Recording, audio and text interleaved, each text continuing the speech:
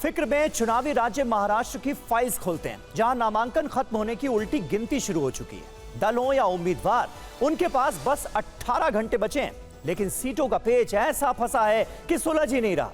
चाहे महायुति हो या फिर महाविकास अघाड़ी, दोनों का हाल एक जैसा ही है। मतभेद कितने गहरे हैं आज इसे भी समझेंगे, लेकिन पहले जरा ये देख लेते हैं कि राज्य की 288 विधानसभा सीटों पर समझौते, नॉमिनेशन और उम्मीदवारों की लिस्ट का लेटेस्ट अपडेट क्या है। आज दोपहर 3 बजे बीजेपी ने उम्मीदवारों की एक और लिस्ट जारी की। इसमें 25 नेताओं के नाम थे। अब तक करीब 150 उम्मीदवार बीजेपी के घोषित हो चुके हैं। 25 उम्मीदवारों में कांग्रेस छोड़कर बीजेपी में आए 2 नेताओं और डिप्टी सीएम देवेंद्र फडणवीस के पीए को टिकट दिया गया है। कांग्रेस के वरिष्ठ नेता और पूर्व लोकसभा अध्यक्ष शिवराज पाटिल की बहू अर्चना पाटिल चाकुरकर को लातूर शहर सीट से उम्मीदवार बनाया गया है।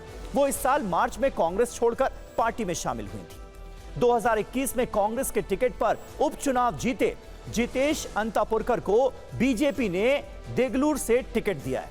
उन्हें पूर्व मुख्यमंत्री अशोक चौहान का करीबी माना जाता है।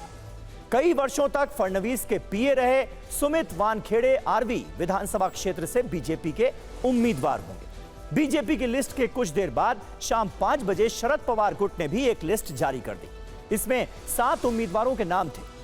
ये तो हो गई लिस्ट की बात, लेकिन उम्मीदवारों के लिहाज से दोनों गठबंधन के आंकड़े क्या कहते हैं, ये भी देख लीजिए। एमवीए में कांग्रेस के 99 सीटों पर उम्मीदवार घोषित हो चुके हैं। उद्धव गुट 87, जबकि शरद पवार गुट 83 प्रत्याशियों की लिस्ट जारी कर चुका है, यानी 269 नाम सामने आ चुके हैं। 19 बाकी हैं। इसका मतलब हुआ कि इतनी सीटों पर मामला फंसा हुआ है। अब ये सीटें एमवीए सहयोगियों को देगी या तीनों दल खुद अपने स्तर पर बात करके उम्मीदवार तय करेंगे, ये तो लिस्ट आने के बाद ही पता चलेगा। महायुति में अब तक बीजेपी ने 146, शिंदे गुट ने 65 और अजीत गुट ने 49 उम्मीदवारों का ऐलान किया है। यहां कुल घोषित प्रत्याशियों का आंकड़ा 260 बनता है, यानी 28 सीटें ऐसी हैं जहां मामला शायद सुलझ नहीं पा रहा है। सूत्र बता रहे हैं कि शिंदे, अजीत पवार और बीजेपी के बीच 17 सीटें ऐसी हैं जिनका बंटवारा नहीं हुआ है। इस पर आज चर्चा भी होगी, जबकि बाकी सीटें ऐसी हैं जिनका तीनों दलों ने बंटवारा तो कर लिया, लेकिन वो उम्मीदवार अब तक तय नहीं कर पा रहे हैं। लेटेस्ट अपडेट यह है कि महाराष्ट्र में 4 सीट बीजेपी ने छोटे सहयोगियों को दे दी। बडनेरा युवा स्वाभिमान पार्टी, गंगाखेड़ राष्ट्रीय समाज पक्ष, कलीना रामदास आठवले की आरपीआई और शाहूवाड़ी जन सुराज्य शक्ति पक्ष के खाते में गई। दरअसल एमवीए और महायुति में सीट शेयरिंग का अंतिम फॉर्मूला आज तक सामने नहीं आया, जिससे यह पता चल जाए कि 288 की 288 फाइनल है। अब तो लिस्ट के हिसाब से पता चल रहा है कि कौन कहां से उम्मीदवार दे रहा है। ऐसे में सारे उम्मीदवार घोषित होने के बाद कल ही यह पता चलेगा कि महाराष्ट्र में कौन कितनी सीटों पर लड़ेगा। महाराष्ट्र में नामांकन खत्म होने का काउंटडाउन शुरू है, तो नॉमिनेशन भी धड़ाधड़ हो रहे हैं। आपको आज के 2 हाई प्रोफाइल नॉमिनेशन की खबर भी देते हैं। आज सीएम एकनाथ शिंदे ने कोपड़ी पचपाखड़ी सीट से अपना पर्चा दाखिल कर दिया। इससे पहले वो आनंद आश्रम पहुंचे और अपने राजनीतिक गुरु आनंद दीघे को श्रद्धांजलि अर्पित की। फिर रथ के रूप में तैयार एक वाहन में सवार होकर रोड शो करते हुए नामांकन दाखिल करने पहुंचे। दिलचस्प यह है कि शिंदे का मुकाबला उद्धव गुट के केदार दीघे से होगा, जो उनके राजनीतिक गुरु आनंद दीघे के ही भतीजे हैं। आज डिप्टी सीएम अजीत पवार ने भी बारामती से अपना नॉमिनेशन दाखिल किया। इसके बाद उन्होंने रैली भी की।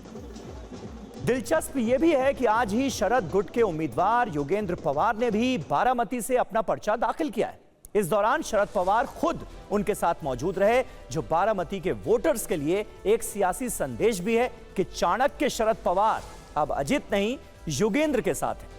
एक तरह से मैदान में योगेंद्र नहीं, शरद पवार ही खड़े हैं। वैसे आपको बता दें कि बारामती सीट भी हाई प्रोफाइल है, क्योंकि योगेंद्र पवार अजीत पवार के भतीजे हैं, यानी यहां चाचा बनाम भतीजे की लड़ाई। शायद शरद पवार ये चाहते हैं कि जिस तरह वो अपने भतीजे से झटका खा गए, वैसे ही अजीत पवार को उनके भतीजे के जरिए मात दिलवाई जाए। आज नामांकन के बाद खुले मंच से अजीत पवार ने यही मुद्दा उठाकर अपने चाचा शरद पवार को टारगेट किया। रैली में अपने परिवार का जिक्र करते हुए वो जनता के सामने भावुक हो गए। उन्होंने शरद पवार का नाम लिए बिना उन पर बहुत बड़ा आरोप लगाया। अजीत पवार ने कहा, मुझे बताया गया कि साहिब ने किसी को मेरे खिलाफ नामांकन दाखिल करने का निर्देश दिया था। साहिब ने परिवार में फूट डाल दी। राजनीति को इतने निचले स्तर पर नहीं लाना चाहिए, क्योंकि परिवार को एक होने में पीढ़ियां लग जाती हैं, लेकिन बिखरने में एक पल भी नहीं लगता। मैंने पहले अपनी गलती स्वीकार की थी, लेकिन ऐसा लगता है कि अब अन्य लोग भी गलतियां कर रहे हैं। पहिला फॉर्म मी भरणार होतो। आम्ही बिकट मधनं परिस्थिती चांगली केली, आईने आधार दिला। आई सांगते की फॉर्म भरू नका माझ्या दादाच्या विरोधात।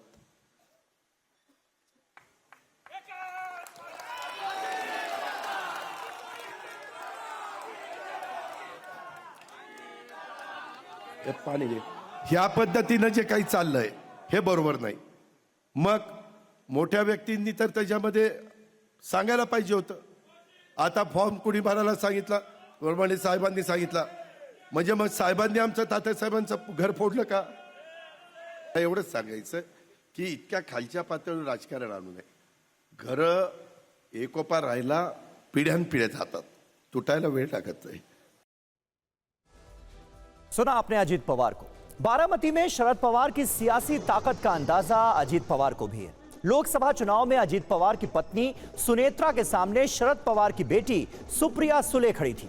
जीत सुप्रिया सुले की हुई, क्योंकि उनके पीछे शरद पवार खड़े थे। इस बार खुद मैदान में अजीत पवार हैं, लेकिन उनके सामने शरद पवार ने मास्टर स्ट्रोक चल दिया है और अजीत के भतीजे युगेंद्र को टिकट दे दिया है। नामांकन में भी शरद पवार साथ दिखे। जाहिर है यह तस्वीर अजीत पवार ने भी देखी होगी, शायद इसीलिए उन्होंने परिवार वाला इमोशनल कार्ड चलाया। ना शरद पवार का नाम लिया और ना ही अपने भतीजे युगेंद्र का। खैर, बारामती की सियासत का असली पवार कौन है, यह तो नतीजा आने के बाद ही पता चलेगा कि बारामती की जनता किसके साथ है। अब आपको उस सवाल का जवाब देते हैं कि आखिर नामांकन के आखिरी दिन तक कुछ सीटों का पेच क्यों फंसा रह जाता है। दरअसल राजनीति में यह एक नया ट्रेंड है। हरियाणा की 90 सीटों में बीजेपी ने 87 का ऐलान तो कर दिया, लेकिन 3 सीटों की जानकारी नामांकन खत्म होने से कुछ घंटे पहले बताई गई। सियासी मामलों के जानकार इसके पीछे की एक वजह यह मान रहे हैं कि अगर आखिरी वक्त तक कुछ विवादित सीटें फंसी रहेंगी और नामांकन के आखिरी दिन या कुछ घंटे पहले तक अगर उम्मीदवार बताए जाएं, तो दल बदल या बगावत का खतरा कम होता है, क्योंकि वक्त इतना कम होगा कि अगर वो दूसरे दल में चले भी गए तो टिकट मिलना नामुमकिन होगा।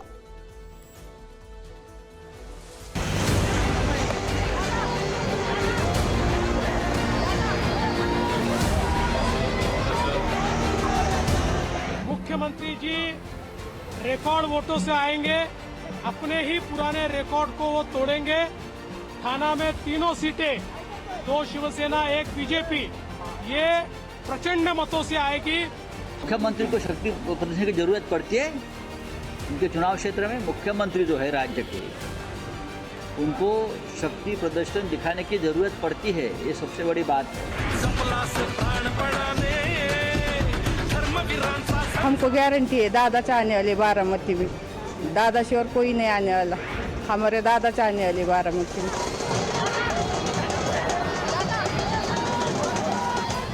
बारामतीकर बहुत अच्छे वोटों से मुझे जिताएंगे, ऐसा मुझे भरोसा है। I never made it personal because for me it's an ideological fight. It's not the person. I'm fighting against the policies of government of India. I'm fighting against the policies of government of Maharashtra.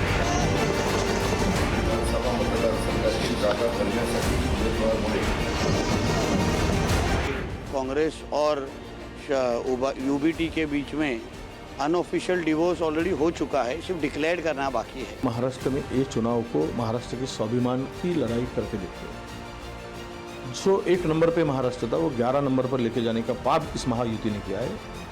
उस महापाप को मिटाना हम चाहते हैं। और महाराष्ट्र चुनाव की हलचल के बीच मुंबई में आज TV9 कॉन्क्लेव सत्ता सम्मेलन महाराष्ट्र हुआ, जिसमें कई दिग्गज नेता शामिल हुए। अब से कुछ देर पहले इसमें डिप्टी सीएम देवेंद्र फडणवीस भी पहुंचे। सीएम चेहरे को लेकर हमारे सवाल पर उन्होंने क्या कहा, आइए सुनते हैं। देखिए, जैसे ही महाविकास आघाड़ी अपना चेहरा घोषित करेगी, 15 मिनट में हम अपना चेहरा घोषित कर देंगे।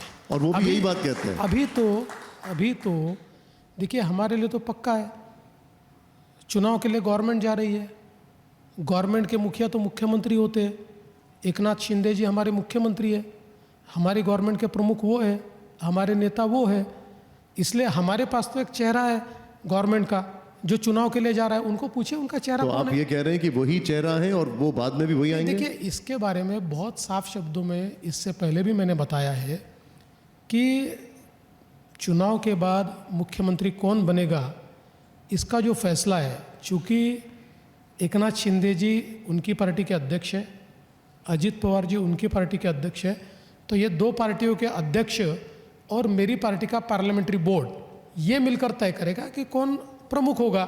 जो तय होगा उसके पीछे सारे सब लोग खड़े होंगे।